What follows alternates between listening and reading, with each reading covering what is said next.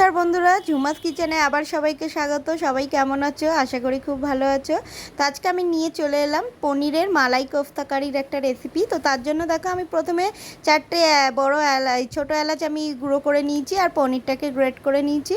আর ওই গ্রেট করা পনিরের মধ্যে একে একে স্বাদ মতো লবণ, এলাচ গুঁড়ো, গোলমরিচ গুঁড়ো আর 1 চামচ মতো ঘি দিয়ে ভালোভাবে মেখে নেবো। তারপরে দিয়ে দেবো 1 চামচ মতো ফ্রেশ ক্রিম আর প্রায় বড় চামচের 2 চামচ মতো চালের গুঁড়ো দিয়ে আমরা ভালোভাবে কি করব, ওই পনির থেকে কোপ্তাগুলোকে বানিয়ে নেবো। দেখো আমি এই শেপে বানিয়েছি, তোমরা চাইলে অন্যরকম শেপে বানাতে পারো। এবার একটা টিফিন বক্সের মধ্যে 100 গ্রাম মতো টক দই আর একটা বাটির মধ্যে 2 চামচ মতো মাস্টার্ড পাউডার আর স্বাদ মতো নুন দিয়ে ভালো করে ফেটিয়ে ওই দইয়ের মধ্যে দিয়ে দেবো।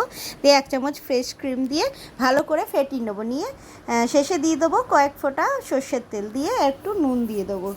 আর এবারে কোফতাগুলো দেখো একটু লাল লাল করে ভেজে নেবে, তবে পুরো একেবারে ভাজার দরকার নেই, মোটামুটি একটু ভেজে নিলেই হবে। লাল হয়ে গেলেই নামিয়ে নিতে হবে। নিয়ে ওই টিফিন বক্সে যে ব্যাটারটা বানিয়ে রেখেছি তার মধ্যে এক এক করে কোফতাগুলোকে দিয়ে দেবো। দিয়ে উপর থেকে কয়েকটা চেরা কাঁচা লঙ্কা দিয়ে দেবো। আর তোমরা চাইলে আর একটু সর্ষের তেল দিও, আমি এখানে আর দিইনি।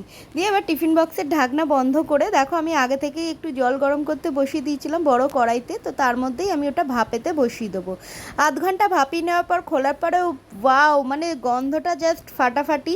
এবং দেখো কোপ্তাগুলো কি নরম তুলতুলে হয়েছে এবং মালাই কোপ্তা তো পুরো মালাই মতোই হয়েছে গ্রেভিটা। তো এটা রুটি পরোটার সাথে খেতে পারো। আজকের ভিডিও এই পর্যন্ত, সবাই খুব ভালো থেকো, টাটা।